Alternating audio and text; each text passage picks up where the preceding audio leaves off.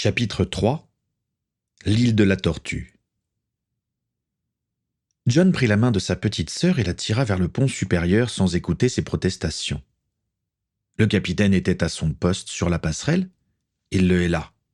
« Capitaine, je veux vous parler. » Gaël Morbrez souriait du regard sérieux de John. Il ressemblait tant à sa mère avec cette expression. Gaël savait que le moment de parler à ses deux enfants viendrait vite. Il se devait de répondre à leurs questions et de leur expliquer certaines choses. Il passa le commandement à Victor Blanco, l'homme à la peau mate, et invita ses neveux dans sa cabine. Elle était à peine plus grande que celle qu'occupaient John et Morgan, mais par contre, elle semblait plus confortable. Les étagères soutenaient pas mal de livres et des cartes maritimes étaient consciencieusement roulées dans un coin. Une table qui devait servir aussi bien pour tracer la route que pour manger se trouvait au centre. D'un geste de baguette, Gaël fit apparaître 2 fauteuils en invitant les 2 adolescents à s'y asseoir. Le capitaine s'assit dans un fauteuil de velours noir. « Alors, que veux-tu savoir ?» demanda Gaël. « Quand pouvez-vous nous déposer à terre ?» questionna directement John. « Que veux-tu dire par là ?» « Ma sœur et moi n'avons rien à faire avec des pirates. Je ne veux pas qu'elle reste près de Forban tels que vous. Donc, je vous demande de nous déposer à terre le plus tôt possible. » Les yeux du jeune John étaient des plus sérieux. Il n'acceptait pas encore le passé de ses parents. Il n'y croyait pas, pour être exact. Et à cause des habitants de l'île sur laquelle il a grandi, il s'est mis à croire que tous les pirates étaient des hors-la-loi, agissant sans aucune morale. Mais les pirates de l'Ankou n'étaient pas comme les autres. De toute façon, quoi qu'il en pense, Gaël ne pouvait lui donner qu'une seule réponse. « Je ne peux pas. » « Si vous avez ne serait-ce qu'une once de l'honneur dont vous vous vantez, je ne peux pas, parce que si je le faisais, Tatiana Gorluna vous retrouvera sûrement et vous tuera, » coupa Gaël. « Et telle que je la connais, votre mort ne sera pas sans souffrance. » « Cette Gorluna, c'est elle qui a tué nos parents, n'est-ce pas ?» dit John. « Oui. » « Pour quelle raison ?»« Pour s'emparer de ce navire. »« Je ne comprends pas. Pourquoi nous attaquer alors que nous n'avions rien à voir avec vous ?»« Parce que ta mère était la capitaine de l'Ankou et que dans vos veines coule le sang des Morbrez. » « Arrêtez de dire que ma mère était une pirate. Jamais je n'y croirais. »« Alors, c'est que tu nies le souvenir de tes parents et de toute ta famille. Nous autres, les Morbrez, sommes pirates. C'est ainsi depuis des générations. Nous ignorons même depuis combien de temps vogue l'Ankou. Mais il y a toujours eu un Morbrez pour en commander l'équipage. Quand mon père est mort, ta mère a aussitôt pris la suite. Et quand elle a décidé de quitter le bord avec William, c'est moi qui ai repris le flambeau. Et quand viendra le jour pour moi de passer la main, eh bien, pour le moment, les seuls Morbrez restants, ce sont vous 2. L'un de vous devra continuer à faire voguer ce bateau. » « Vous rêvez, ni moi ni ma sœur ne deviendrons pirates. »« Tu sembles avoir des idées bien arrêtées sur les pirates. Elles changeront sûrement avec le temps. Du moins, je l'espère. En attendant, je ne peux pas vous abandonner sur une île. Je suis responsable de vous 2. C'est mon devoir en tant qu'oncle. »« Nous ne voulons pas rester. »« Je vous garderai au moins jusqu'à ce que je sois sûr que Tatiana ne vous fera plus aucun mal. En attendant, il va falloir travailler. »« Quoi ? » ?»« Aucune charge ne doit être inutile sur un bateau. Si vous voulez manger, il vous faudra bosser. Tu ne veux peut-être pas apprendre à être pirate, mais tant que tu seras à bord de mon bateau, tu devras te plier à ma loi. »« D'accord, je vais travailler, mais laissez ma sœur en dehors de ça. »« John, je veux me rendre utile moi aussi, » dit Morgan. « Je sais exactement ce que tu vas faire, Morgan, » assura Gaël. « Non !» s'exclama John. « Ça suffit, » gronda le capitaine. « Tu vas te mettre tout de suite au travail et cesser de jouer aux gosses trop gâtés. Dehors !» Gaël tendit sa baguette et propulsa John à l'extérieur de sa cabine. Le jeune homme roula sur le pont, sous les yeux amusés de l'équipage. Gaël Morbraise sortit à son tour. Il tenait toujours sa baguette à la main. John tâtonna dans ses poches jusqu'à sortir la sienne et la tendre vers le capitaine de l'Ankou.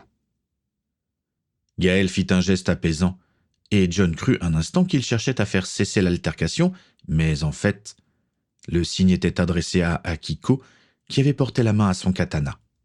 « Maintenant que tu as sorti ta baguette, tu as 2 solutions, dit Gaël. Soit tu la jettes et tu te plies à mes ordres, soit tu l'utilises. Que décides-tu » John se remit debout sans lâcher le pirate des yeux. Morgan était sorti de la cabine du capitaine et observait son frère avec angoisse. « Expelliarmus » cria-t-il. Le sortilège n'atteignit pas sa cible. Gaël Morbraise l'évita facilement et contre-attaqua. L'expelliarmus du capitaine pirate atteignit sa cible sans que John ne puisse rien faire. Et il faut dire que Gaël ne l'avait même pas formulé. La mère de John lui avait parlé de certains sorciers capables de ne pas formuler certains sortilèges. Elle-même ne le faisait pas pour certains sorts ménagers, mais lorsqu'elle l'a initié au combat magique, elle a toujours formulé ses attaques et défenses. « Ta mère ne t'a jamais appris à faire des sortilèges informulés ?» questionna Gaël. « Elle était pourtant plus que douée dans ce domaine. On ne pouvait jamais deviner ses intentions dans un duel. Dans notre vie, perdre signifie mourir. C'est pourquoi elle n'a perdu qu'un seul combat. »« Ma mère ne savait pas se battre, » dit John. « Elle n'était qu'une simple femme de fermier, pas une pirate. »« Continue de te mentir si tu veux, mais moi je me souviens des raclées que Swazik m'a foutues. J'en ai encore mal partout rien que d'y penser. » Gaël s'approcha du jeune homme et lui rendit sa baguette. « Maintenant, tu vas te mettre au travail sans la ramener, » dit le capitaine d'un ton n'autorisant aucune contradiction. « Helmut » appela-t-il. « Capitaine » répondit le pirate à l'accent allemand. « Tu vas t'occuper de lui apprendre le métier de mousse. Il ne veut pas rester à bord, mais tant qu'il sera là, il devra bosser et apprendre. »« Pas de problème. »« Parfait. Et aussi, Natalia. »« Oui, capitaine, » répondit une voix féminine avec un accent slave. La femme qui s'était avancée était blonde comme le blé et son visage était arrondi par des pommettes saillantes. Ses origines russes se devinaient aisément. Elle était habillée d'un tablier noir. « Morgan va te donner un coup de main en cuisine, » dit Gaël en désignant la jeune fille. La Russe acquiesça et s'approcha de la gamine en souriant. Morgan ne ressentit aucune peur et sourit à son tour. Elle était sûre de bien s'entendre avec la cuisinière. Elle la suivit, mais au moment de quitter le pont, elle se tourna une dernière fois vers son frère qui écoutait ce que lui disait le gabier. Les jours suivants furent particulièrement éprouvants pour John Mackinson. Il passait ses journées à nettoyer le navire sans sa baguette. Helmut lui apprit à grimper dans les gréements jusqu'aux vergues, et même à la hune du mât de misaine. Il en retira une certaine fierté personnelle qui lui fit un peu oublier son mépris envers les pirates. Mais quand il regarda en direction du grand mât et vit Akiko y grimper avec une légèreté et une habileté telles qu'on l'aurait cru porté par les vents, il se dit qu'il avait encore du chemin à parcourir. En cuisine, Morgan faisait tout son possible pour aider Natalia sans faire trop d'erreurs. Heureusement, la jeune femme était patiente et comprenait parfaitement que la fillette n'ait pas l'habitude des fourneaux. « Ta mère était pire que toi, » se souvint-elle. « Vous avez connu ma mère ?» questionna Morgan. Natalia doutait de devoir parler de Swazik à Morgan. Mais après tout, il n'y avait aucun mal à ça. Et puis, cette petite la lui rappelait tellement. « C'est moi qui ai appris à ta mère à cuisiner, » raconta Natalia. « Elle a toujours su se battre et a pris naturellement les commandes de ce navire à la mort de ton grand-père. Mais pour ce qui est de manier un couteau pour couper des légumes ou marier des ingrédients entre eux, c'était pas gagné. Lorsqu'elle a commencé à se rapprocher de ton père, elle voulait être capable de lui faire elle-même un bon dîner. Donc, en secret, durant des mois, elle venait régulièrement ici et je lui apprenais tous mes petits trucs de cuisinière. Mais vraiment, au début, c'était une catastrophe. Tout est bien plus doué qu'elle. Elle m'a appris à faire 2 ou 3 choses, avoua Morgan. Alors je vois qu'elle a bien retenu mes leçons. Je me souviens encore de la première fois qu'elle a fait à dîner pour ton père. Elle était si nerveuse qu'elle passait son temps à goûter son plat en pensant avoir oublié quelque chose. Et ce fut un désastre? Au contraire, une vraie réussite. Bizarrement, c'est à la 10e fois qu'elle s'est loupée. Mais ton père ne lui en a jamais tenu rigueur. Il était déjà sous son charme. Le regard de Natalia se porta sur la pendule accrochée à la cloison. On parle et le temps passe, dit-elle. C'est bientôt l'heure du dîner. Il faut que tout soit prêt. Il va être temps qu'on accoste. Les réserves se vident. Le lendemain, l'Ankou arriva en vue d'une côte parsemée de mangroves impénétrables. Une montagne marquait son relief à l'est.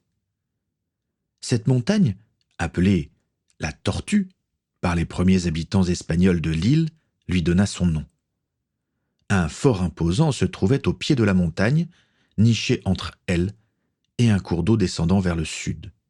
L'Ankou passa au large de l'embouchure du cours d'eau. En écoutant les pirates, John comprit qu'un récif se trouvait juste devant l'embouchure et obligeait les navires à passer au large. Une demi-heure plus tard, le bateau pirate s'arrimait au ponton de bois d'un petit port miteux. Gaël Morbrez avait dirigé la manœuvre d'accostage depuis la passerelle. Il se tourna vers Victor Blanco. « Laisse les hommes aller à terre, dit-il, mais je veux une équipe toujours à bord pour veiller au plus loin et garder le navire. » Très bien, acquiesça Victor. Je vais rester pour m'occuper de ça. Je n'ai rien à faire pour le moment. Que vas-tu faire? Rendre une petite visite au gouverneur. En descendant sur le pont, Gaël croisa Natalia et Justin, qui s'apprêtaient vraisemblablement à descendre à terre. « Je dois remplir nos réserves, » indiqua Natalia. « Elles sont presque vides. Je vais prendre quelques hommes avec moi. »« Morgan va avec toi ?» demanda Gaël. « Oui. »« Prends aussi John, et il aidera à porter. Et toi, Justin ?»« Besoin de quelques ingrédients et plantes médicinales. Je prends juste un homme avec moi. »« Tu ne veux pas de protection supplémentaire ?»« Ça devrait aller. Tu vas voir le Vasseur ?»« Oui, j'ai à lui parler. » « Je ne saurais trop te conseiller d'être prudent. Ce type est dangereux. J'espère que tu n'y vas pas seul. »« Je suppose qu'Akiko ne me laissera pas y aller seul. N'est-ce pas, Akiko ?»« Aïe, t'as chaud ?» répondit la japonaise en s'avançant. « Bon, je suis rassuré, » sourit Justin. « À tout à l'heure. » Une fois sur la terre ferme, les différents groupes de l'équipage de l'Ankou se séparèrent. Gaël et Akiko prirent la direction de la demeure du gouverneur. L'imposante maison bien entretenue était située à quelques dizaines de mètres des falaises qui délimitaient la côte nord de l'île. Adjacente à la demeure, une grande tour semblable à un phare. La demeure aurait pu être la maison de vacances d'un roi. D'ailleurs, celui qui l'habitait se prenait pour un roi. Jean Levasseur avait été un officier et un ingénieur au service du roi de France. Il fut nommé gouverneur de l'île de la Tortue en 1642. Mais peu de temps après, comprenant les profits qu'il pouvait faire en faisant du commerce avec les boucaniers déjà présents sur l'île depuis 1630, il coupa les ponts avec sa patrie d'origine. Commença alors un règne sans partage sur l'île de la Tortue. Jean Levasseur était craint autant qu'il était haï. Quiconque s'opposait à lui était exécuté. Il demandait des parts importantes des butins gagnés par les pirates accostant sur son île et élevait des taxes sur les rares commerçants y résidant. Malgré tout, l'île était toujours aussi populaire auprès des pirates, car ici, l'armada espagnole ne venait pas les chercher. Il faut dire que l'île était particulièrement difficile à investir par la force. Les Espagnols y étaient pourtant parvenus en 1635, mais ce ne fut que pour une courte période. Gaël Morbrez n'aimait pas Levasseur. Il ne lui faisait pas peur personnellement, mais il ne voulait pas quitter l'île en bataillant. Levasseur était toujours entouré de plusieurs individus, des femmes légères qui gloussaient à la moindre de ses paroles et se frottaient lascivement contre lui, un domestique qui veillait à ce que son maître et ses concubines ne manquent de rien, et bien sûr, des gardes. Akiko et Gaël furent d'abord en contact avec 2 forbans à l'air goguenard. Chacun possédait un sabre d'abordage et un pistolet à pierre glissé dans leur ceinture. « Nous voudrions voir Levasseur, » demanda Gaël. « Vous avez rendez-vous » questionna l'un des gardes. « Nous venons d'accoster. »« Je vais pas le savoir. Si vous voulez voir le gouverneur, faut payer. »« Je peux te donner du savon si tu veux, grande gueule, » fit Gaël. Le garde arma son poing pour frapper Gaël, mais Akiko entra dans l'attaque et vint le piquer d'un coup de coude au sternum. Le garde s'effondra. Le second porta la main à son sabre, mais un choc métallique se fit entendre et il ne retira que la poignée du sabre. La lame, brisée net, était restée dans le fourreau. Le garde ne bougeait pas un cil, à la fois surpris par le fait de n'avoir qu'une poignée et par la présence du katana de la jeune japonaise sur sa gorge. Akiko avait dégainé son sabre bien plus vite que lui, frappant à la base de la lame pour la briser avant de venir poser le fil de son tranchant sur son cou. Le domestique de Levasseur, passant non loin, vit la scène. Il reconnut immédiatement Gaël, ne faisant pas attention au garde tombé à genoux et à celui maintenu en respect par Akiko. « Capitaine Morbrez, » dit-il, « cela faisait longtemps. »« Je viens, » dit Gaël. « Je veux voir Levasseur. »« Suivez-moi. » Gaël passa à côté des gardes sans leur lancer un regard. Akiko rengaina et suivit son capitaine sans porter plus attention aux forbans. Levasseur se prélassait dans un fauteuil en osier embourré de coussins et la tête posée entre les seins d'une jeune fille dénudée. Il eut un léger sourire en reconnaissant le capitaine de l'Ankou. « Gaël Morbrez, » dit-il sans se relever. « Mes hommes m'ont dit que l'Ankou avait accosté. Tu sais que tu n'es pas obligé de venir payer les taxes directement. Mais je manque à tous mes devoirs. Veux-tu quelque chose à boire, à manger ou autre chose ?» Le domestique se tenait l'oreille attentive à la moindre demande. Des jeunes filles souriaient au capitaine d'un air entendu. « Contrairement à toi, je ne me complais pas à m'amuser avec des filles à peine sorties de l'enfance, » lança Gaël. « Mais que vas-tu chercher là ?» s'offusqua faussement Levasseur. « Yvette, qui est un coussin des plus doux, a déjà 14 ans, et je la connais seulement depuis... Enfin bref, je comprends qu'avec la beauté de la demoiselle qui t'accompagne, les autres doivent te sembler fades. »« Je ne compte pas répéter ce que je viens de dire. »« Je ne vois pas pour quelle autre raison tu aurais pris cette délicieuse enfant à ton bord. » Le regard vicieux de Levasseur passa sur Akiko comme une limace sur une magnifique fleur. Mais telle la fleur, la japonaise demeura impassible. « Encore une allusion de ce genre, et je la laisse te montrer pourquoi elle a sa place sur l'Ankou, » fit Gaël Morbrez. « Tu n'as vraiment aucun sens de l'humour, » rit Levasseur. « J'ai vu ce qu'elle a fait à mes gardes, mais je ne peux m'empêcher de penser qu'elle a peut-être d'autres talents. »« T'as chaud, » dit Akiko. « De calme, Akiko, » tempéra Gaël. « On va considérer qu'il n'a émis qu'une hypothèse. »« C'est sage, » acquiesça Levasseur. « Parce que ta petite aux yeux en amande a beau être rapide, je ne pense pas qu'elle le sera assez. » Levasseur claqua des doigts et plusieurs gardes sortirent de la maison, les sabres au clair et les pistolets armés. Gaël passa un regard circulaire sur la bande de gardes chiourmes, Il ne lança même pas un coup d'œil à Akiko, et il savait que la samouraï garderait un masque impénétrable. Et puis, autant laisser à ce soi-disant gouverneur croire qu'il avait l'avantage. Assieds-toi donc, Morbraise, invita Levasseur, et accepte au moins une bonne bière venue du pays natal de ta famille, l'un des seuls produits consommables de la Bretagne. Tu oublies les crêpes, fit Gaël en s'asseyant. Burke, et ta jeune amie, elle ne s'assied pas questionna-t-il en voyant la japonaise demeurer debout, aux côtés de Gaël. Elle est assez grande pour savoir ce qu'elle veut faire. La bière n'était pas très fraîche, mais au moins, Gaël n'y décela aucune trace de poison. Bon, parlons sérieusement, commença Levasseur. À combien estimes-tu ton butin? Je n'ai rien, répondit Morbraise.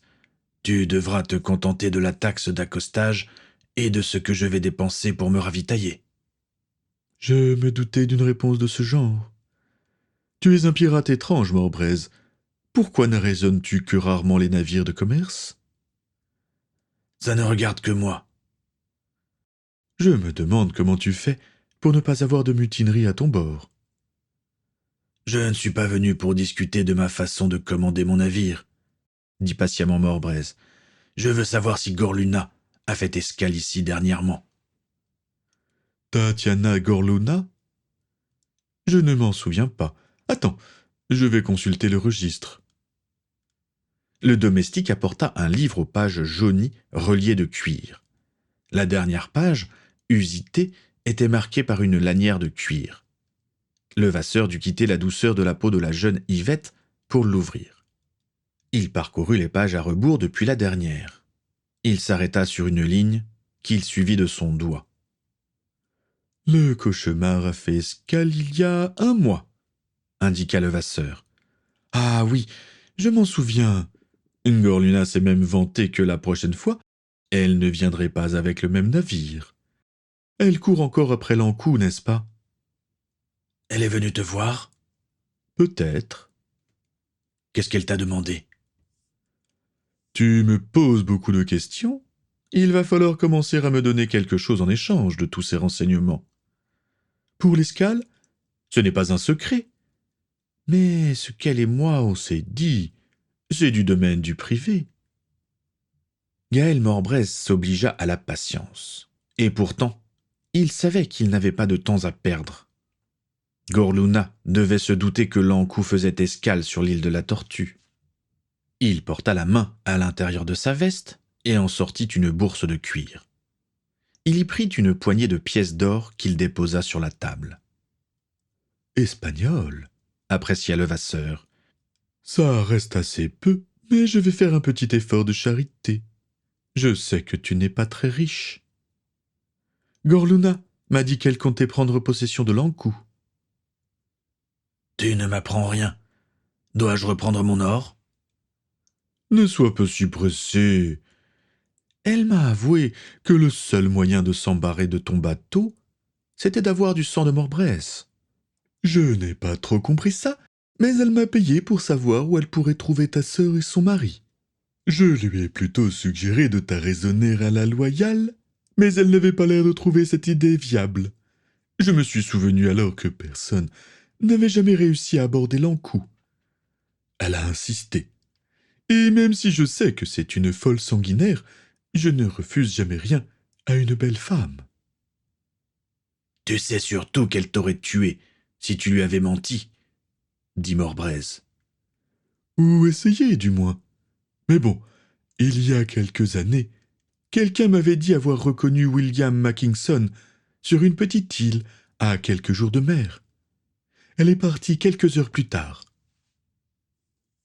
Gaël Morbraise en était sûr. Cet homme le dégoûtait. Il avait été à l'origine du raid dans lequel William et Swazik avaient trouvé la mort, privant John et Morgan de leurs parents.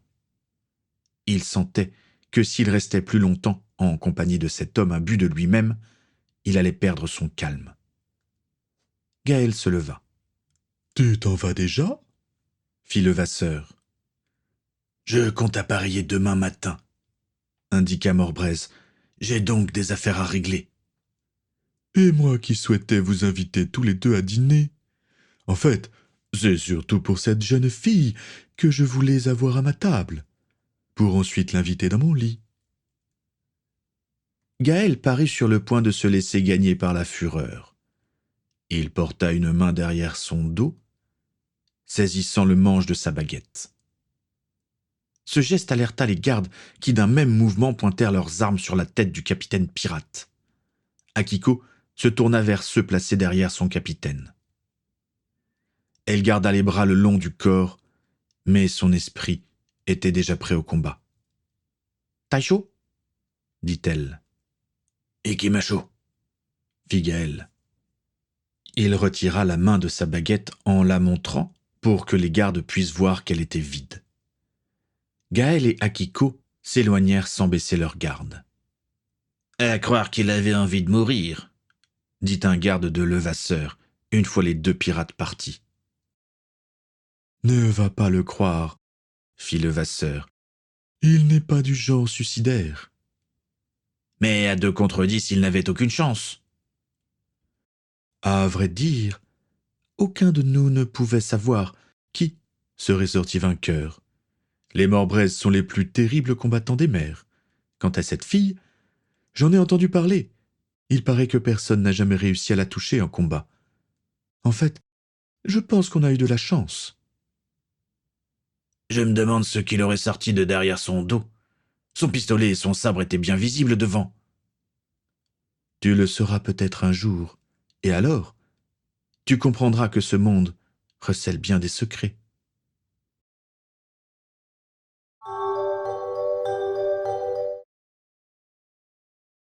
Note 1. Jean Levasseur a réellement existé et toutes les informations dans sa description sont exactes. Il fut assassiné en 1652, poignardé par un pirate. Par contre, toute l'histoire du chapitre est de la fiction. Note 2. Ikimasho signifie allons-y en japonais.